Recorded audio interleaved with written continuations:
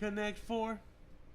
Welcome back to the Roman and Rose YouTube channel. I'm Roman. And I'm Rhodes. Hope you all been doing well. We've been away for a while. We did a very important thing, boys and girls. Do you know what depression is? Speaking of depression, have you heard of the madness of King George III of England? Nah, wait, is that the one who married a bunch of chicks and had them killed when he couldn't get them divorced and That split was up the country? King. That was the other king. Which one was he? King George. He was Mad. Oh, okay. Mad. He's the one who got that whole legend about royalty having like little weird genetic things. Yes. So basically, what in history books? There's a play based on him, and there's like a children's nursery called? rhyme or whatever. The Madness of King George. It's called that, the Yeah, play? yeah. Or what's the nursery rhyme? I didn't find the nursery rhyme. I've heard of this, but I didn't find the actual thing to recite it here. Did the British just make nursery rhymes about horrible shit? It wasn't just the British. It was the falling Germans down, and everybody fucking else. black, what is it? Ring around the posy, the Black Plague that was about. Yeah. Jeez. So this guy, he's famous for becoming mad. And back in the day, they would just say, well, people would just go mad. They just go crazy.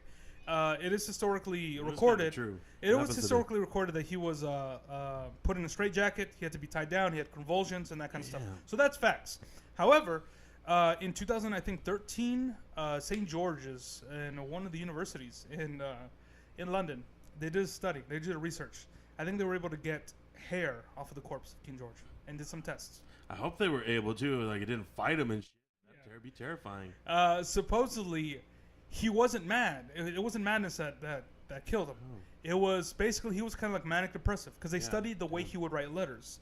And they say basically he would go in a manic state and start writing sentences that were Gibberish. Longer. No. Well, Exuberant. actually not. Exuberant. Yes, exactly.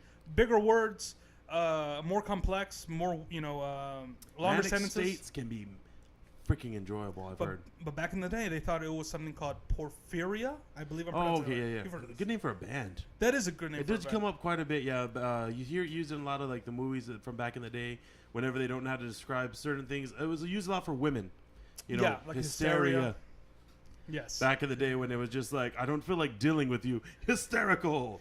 Go away. And unfortunately, well, they thought that he was just going mad like that, and they started giving him some medicine because Ooh, actually that's good medicine to help you. However, the medicine had, I believe, arsenic in it, or some kind of really bad. Don't they use? I feel like here's the thing.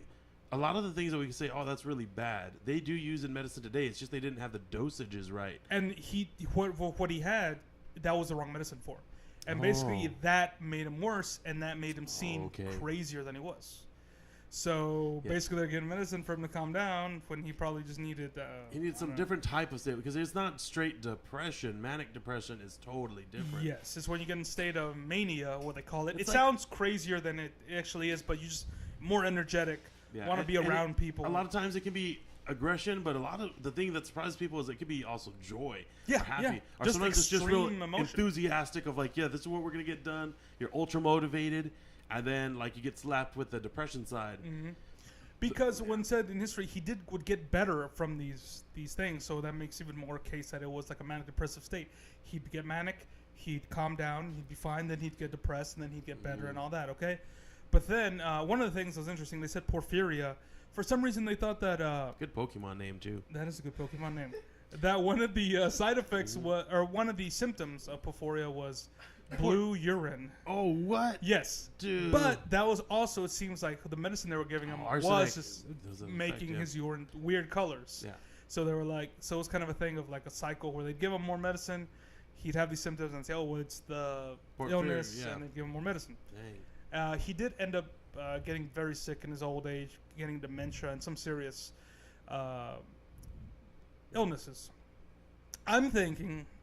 that maybe it's also due to just the medicine they're giving him, and it kind of messed him up. I feel like it was it made him worse. But it was definitely made it worse. Yeah, definitely.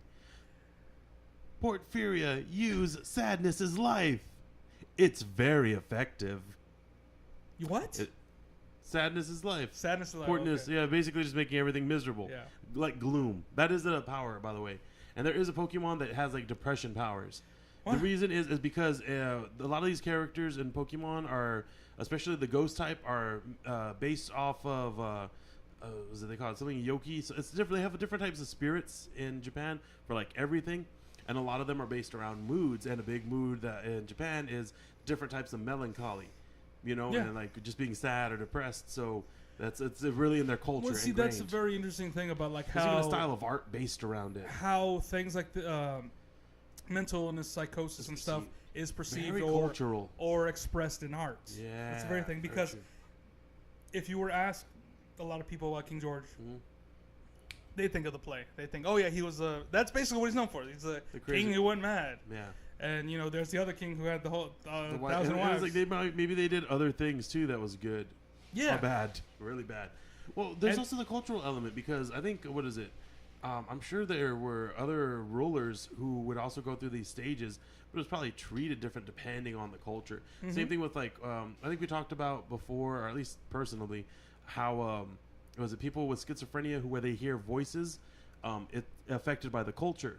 Where in most Western societies you hear negative things, usually like hurt yourself or you're bad or you're dumb. I know someone who has schizophrenia, and his voices are.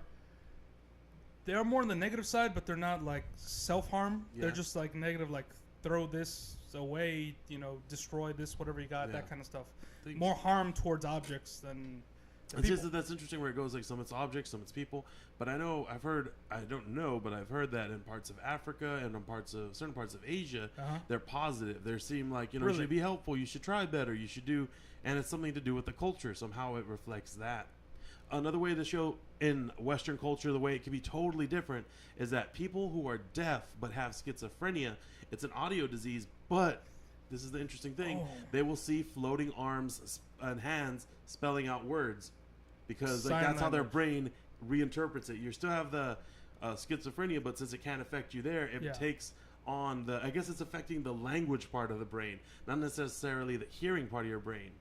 And one theory of this is that there's some people think that Van Gogh or Van Gogh, depending on how you're pronouncing it, is that he might have cut off his ear not for like a lover, but he was like he might have been schizophrenic. Oh, I've heard. That's one theory. There's also the theory I think that he was just drunk and did it. There's also theories something else was wrong with it. It's just he lost his ear. But basically, some people thought, and it was they tried to treat it too with ear treatments, hearing voices, because and, you know, before we knew that it was a brain thing, they thought it was like maybe an inner ear thing, your ear, something like how people have tinnitus where you hear like ringing, and you know maybe that's not even an inner ear thing. Who knows? I think that is an inner ear thing. It's a combination of. Yeah.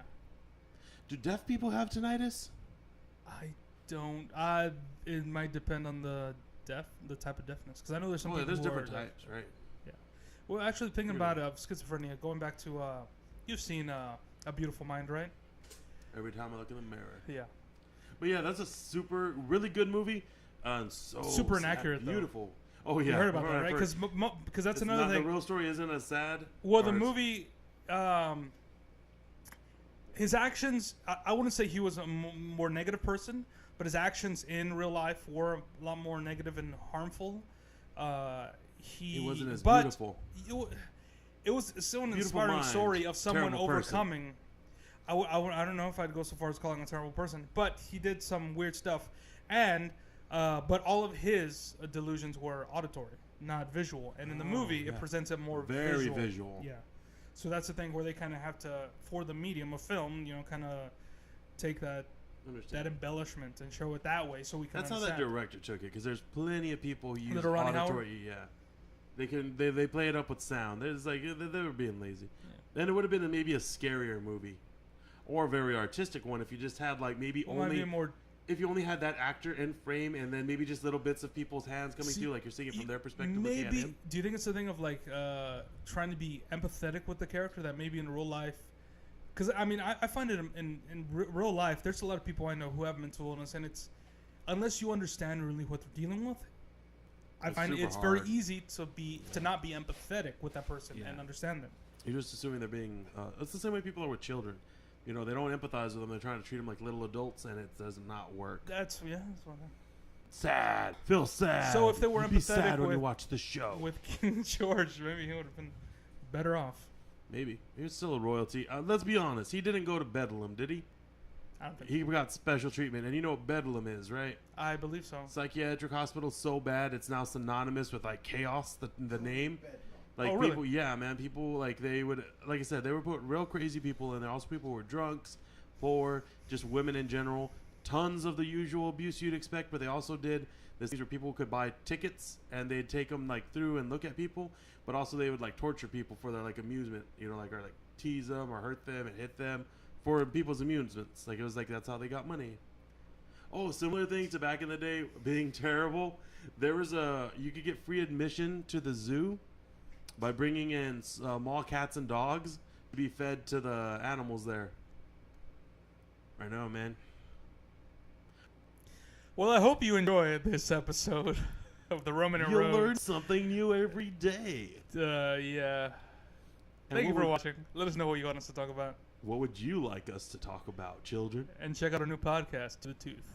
On pretty good. Spotify and Anchor and everywhere where you find Apple Podcasts, Google Podcasts, Breaker, Castbox, Spotify. Thank you for watching. Check out Thumbs Up too, podcast on all those same podcast platforms. Also Stitcher. You want the last word? I know you do. Take it away. Go ahead and say something.